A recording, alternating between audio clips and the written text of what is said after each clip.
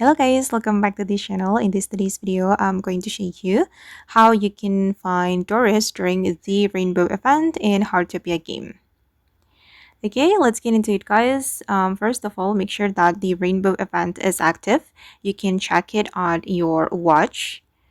Okay, now the rainbow event is active until 12 p.m.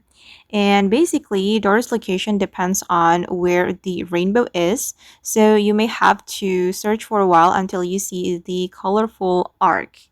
Okay, and you can see the rainbow, right? It's right there. And common rainbow sightings include the forest and unseen mountain region.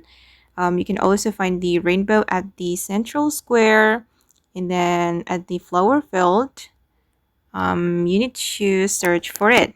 And for today's Doris location, just at the central square, guys.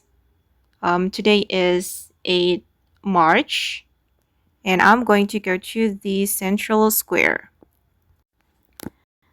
Alright, Doris is here near the bus stop. And once you find Doris, you can buy special recipe from her fortune store.